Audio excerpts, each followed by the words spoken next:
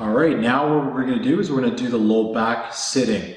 And this is an excellent position to be in because a lot of times, a lot of my patients and a lot of our customers work in an office setting a lot. They sit a lot. And if you're one of those types of people that are sitting a lot and having a lot of aches and pains in the low back, it could be due to a lot of the trigger points or tenderness in the muscles in the low back.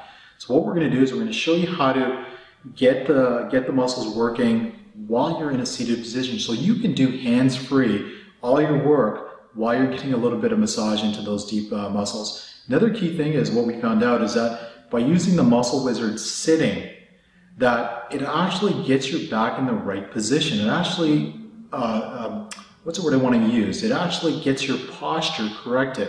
So if you're sitting for long periods of time, feel free to use the Muscle Wizard and put it around your knee and sit there for a while. And you're going to notice a lot of different effects. And you're going to notice that the posture is going to be a lot better. So what we want to do is, first of all, when people are sitting in a chair, a lot of them are in a slouched position. So that's the position that people usually get into when they're working. Now what we want to do is if you put the Muscle Wizard onto the back, now in the back again we have the 4 wizard fingers, 2 in the middle, and they're a little bit spaced closer together because we want to be able to hit the muscles on either side of the spine. And then we got the 2 on the outside. Now you can keep it in this position, but sometimes what we find out is that you can start adjusting them. You can start adjust it this way. You can start adjusting them this way. And until you find the right spot that's comfortable for you. So in this position, notice that Chris's back is slouched down. Look what happens to his back as soon as he puts the other end of the strap onto his knee. So Chris, bring it over to your knee and then sit down. And notice right away we're getting a nice curvature in the spine.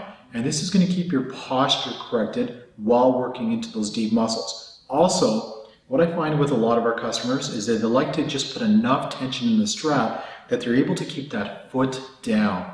Now sometimes you want to get a little bit more tension, you put it a little bit tighter so your foot just hangs, but it's not touching the ground. That'll apply a little bit more weight of your leg onto the tension on the back.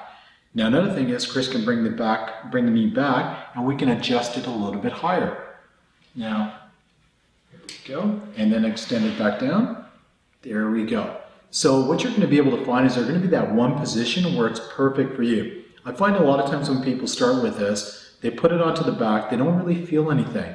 And then they start adjusting a little bit higher and all of a sudden they've hit that magical trigger point, that one part of that back muscle that's sore. So you want to be able to hold it in there. The key is, I like to hold trigger points for about 30 seconds, 20 seconds or so, hold it just enough before the pain, then extend the leg a little bit more and apply more pressure to the leg.